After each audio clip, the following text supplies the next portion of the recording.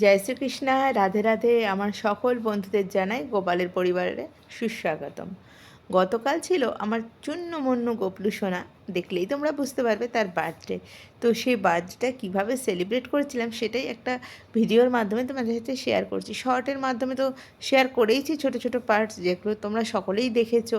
আর তোমাদেরকে তো আমি বলেইছিলাম যে 5 পাতার ডাল দিয়ে আমার সোনা বাবারা স্নান করেছে। শুধু সোনা বাবা মানে গপলু সোনা নয়, কিন্তু বাকিদেরকেও করিয়ে দিয়েছি। এক যাত্রায় পৃথক ফল কেউ করে নাকি?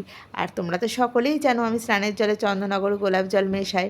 আর 5 পাতার ডালটা কী বলো তো, এটা আমার শ্বশুরবাড়ির নিয়ম অনুযায়ী জন্মদিনের দিন 5 পাতার ডাল দিয়ে স্নান করা নিয়ম, আর তার সাথে সোনার উপো। তাই জন্য আমার চুন্নমুন্নু গপলু সোনারই গলার হার আর হাতের চুড়িটা ইউজ করেছি এই স্নানের জলে।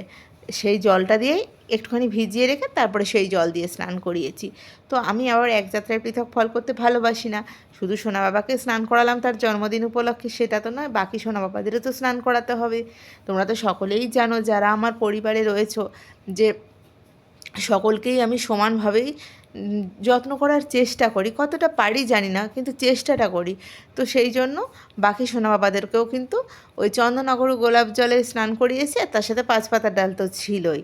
তো তোমাদের কার কার এই নিয়মটা আছে অবশ্যই জানিও কিন্তু কমেন্ট বক্সে। যদিও বাইরে ভীষণ বৃষ্টি হচ্ছে, সব সময় না হলেও হচ্ছে, কিন্তু তাহলেও না গরমটা কিন্তু যাচ্ছে না।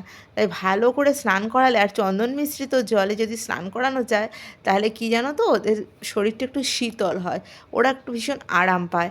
আর গোলাপ জল আর অগরুর কথা কি বলবো, ওদের গা থেকে এত সুন্দর গন্ধ বেরোয়, ভীষণ ভালো পারফিউমের কাজ করে। আর তোমরা তো জানোই পারফিউমও আমার সোনা বাবাদেরকে আমি ইউজ করে।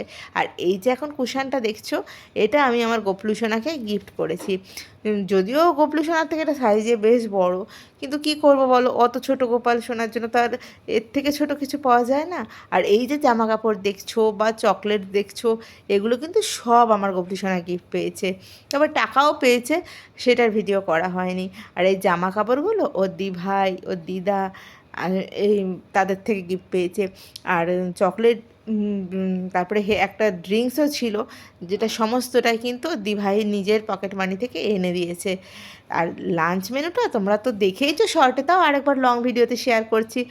আমাদের বাঙালিদের তো নিয়মেই আছে, যে কোনো শুভ কাজ শুরুই হয় কিন্তু পায়েস দিয়ে, স্পেশালি যদি সেটা জন্মদিন হয়। তো জন্মদিনে সেলিব্রেশন হবে আর পায়েস হবে না, সেটা কি কখনো হয়? তাই পায়েসের বাটিটাই কিন্তু সবার আগে দিয়েছি। এছাড়া তো 5 রকমের মিষ্টি, 3 রকম ভাজা, মানে পটল ভাজা, আলু ভাজা, পাঁপড় ভাজা, আর ফ্রাইড রাইস ছিল, কাবলি ছোলার তরকারি, পনিরের তরকারি, এগুলো তো তোমরা দেখতেই পাচ্ছ। আর চকলেট বিস্কুট তো দেখেইছো, সমস্তটাই গিফট পেয়েছে। তো সেটা তোমাদের সাথে শেয়ার করছি। আসলে আমি না আমার পরিবারের সাথে শেয়ার করতে ভীষণ ভালোবাসি। আমার আগেও একটা চ্যানেল ছিল যেটার নাম হচ্ছে আরশি সোনালিস ফ্যামিলি, আরশি সোনালিস ভিডিও। তো সেই চ্যানেলটা একটুখানি পাসওয়ার্ডের কারণে চ্যানেলটা আমি আর ওপেন করতে পারছি না। সেখানে যারা যাবে তারাও কিন্তু আমার এই সোনা বাবাদের সমস্ত ভিডিও দেখতে পাবে। তাই জন্যে আমি নতুন করে গোপালের পরিবার শুরু করেছি। তো গোপালের পরিবারে এবার থেকে গোপালের চ্যানেলে গোপাল সোনাদের সব কিছুই তোমরা দেখতে পাবে। যারা আমার পরিবারে আছো তাদেরকে তো অসংখ্য ধন্যবাদ ভালোবেসে আমার পাশে থাকার জন্য। আর যারা এখনও আসোনি তারা কিন্তু দেরি করো না, এসে দেখো না, ভালোই লাগবে, খারাপ কিন্তু কারোর লাগবে না।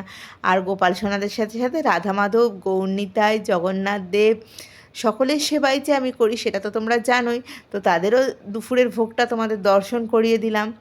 আমি কিন্তু আমার পরিবারের সঙ্গে ছোটোখাটো যে কোনো বিষয় শেয়ার করতে ভীষণ ভালোবাসি, সেটা ছোটোখাটো হোক বা বড় হোক। আর সত্যি কথা বলতে জন্মদিন বলে কথা, কেক কাটবে না সেটা কি হয়? তাই ইভিনিং টাইমে একটা ছোট্টখাটো কেক এনে সেটাও কিন্তু কাটা হয়েছিল।